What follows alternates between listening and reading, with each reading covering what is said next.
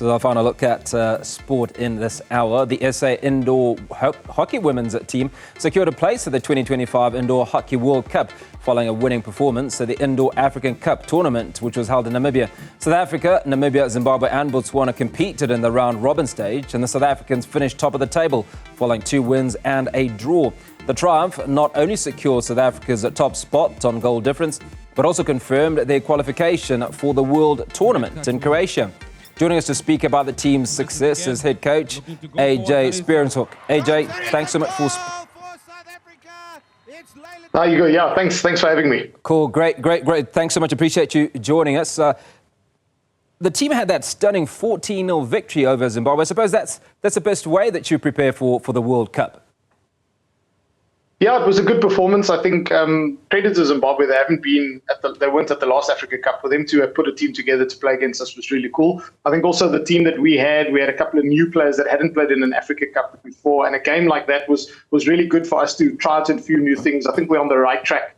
And yeah, to get a 14-0 result is credit to the team for their good work on the field.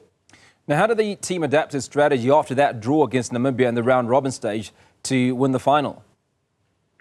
So we made the decision before with the coaching staff that we weren't going to do any sort of tactics that we're potentially going to play in the final. We weren't going to play in that group game. So you would have seen if you watched the game, it was a little bit nervous. Players were just trying to feel each other out, and a lot of the tactical things that we tried was something new, something that we weren't going to do. So when we got to the final, which we were very fortunate to make, we then changed up a lot of things. We defended differently, we attacked a little bit differently, but credit to the players, they stepped up as well in a very high pressure, intense environment in a foreign country, obviously against a crowd that wanted Namibia to win at all costs. So yeah, they adapted really well to the scenario and to what we put out for them. Now we talk about Malika, Hamza, Tegan Ferrier and Jess Lardent, amongst others, who were instrumental in their victories. Can you comment on their performances and obviously contributions to the team? Yeah, I think there was a lot of fine moments in the week. I think a lot of players stepped up, each one fairly equally. Tegan's quite a special case because we've had 2 shootout wins in the last couple of months, and she's stepped up every time. Whenever I need something done, she's just the reliable person that we've done. So it's been really special. Charlize Sonnepol's another person. Our goalkeeper was in the shootout. She wasn't selected originally for the side, came in as a replacement, and then obviously saved us in Malaysia as well as now at Africa Cup. So our players, there were players that stepped up, but I know a lot of the players have just pulled through for each other and worked for each other. Malika also a very good player, especially carrying the ball up front. But equally, I think everybody contributed really well. The running, the amount of intensity that everybody brought, and just the atmosphere in the team, I think everybody's really contributed well to that. So 2 things, AJ. How do you avoid complacency after a 14-0 win, such as you had against Zimbabwe? And obviously, the World Cup is 8 months away. How then do you maintain the levels that you are playing currently? I think the first thing that we always got to get right is we've got to understand why we're doing this. I think a lot of the players don't play hockey as a full-time. So we take every single game that we play, whether we win 14-0 or where we lose, to try and eliminate the complacencies, to realize that we don't know when our next game will be. We don't know if we're ever going to play. An injury might hamper us. So that's one thing that we can try and eliminate from at least the complacency, because there were some players there that got an opportunity in the side. Maybe they might not get an opportunity, maybe they will. So I think the importance for each player playing as if they know that this might be the last time they play. You know, this 12 that took us to World Cup, there might be a completely different 12 that plays or played at Africa Cup. There might be a completely different 12 that plays at the World Cup. For us, for the next few months, we're now obviously going to take a step back. We'll have a squad that we will select that will come to a training camp.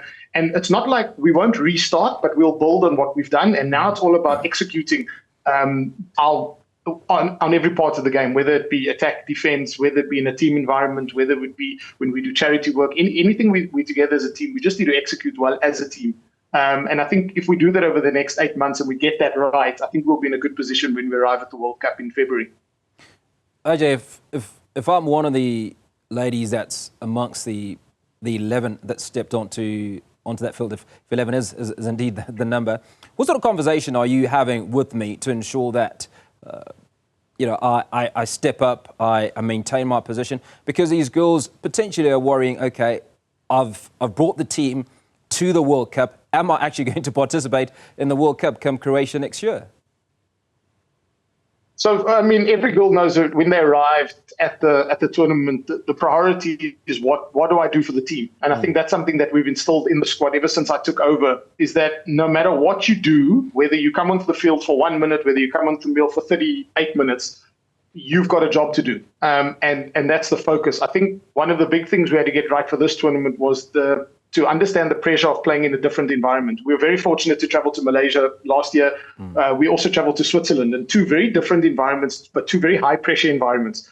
And that environment helped us now when we got to Namibia, because the players realized we've got a crowd that's not supporting us. Yes, we did have some supporters there, but we had a crowd that every time there was a mistake or every time there's something Namibia did well, they made us know about it. So a lot of the players would just have to be learning that the mistakes that you make in the field or the job that you've got to do, you just got to stay focused on it. And I must give credit to the players because they did do that really, really well. Building to the World Cup, it's a fresh start. So players that played the Africa Cup are not guaranteed a place in the World Cup team. There'll be a new selection, not necessary selection criteria, but now we've got an understanding of what we need to do at the World Cup, and we will then select our squad based on that. So every player from captain down to a debutant will all get an equal opportunity at a selection camp to play and make a name for themselves for that World Cup. And just so that, by doing that and by creating that sort of depth, we now got players competing for positions. And I think we're in a really good position at the moment that we can pick a strong 12 to go to the World Cup. Aj Spieringshoek, head coach of the women's indoor hockey team. Congratulations again on that qualification. I appreciate you speaking to us.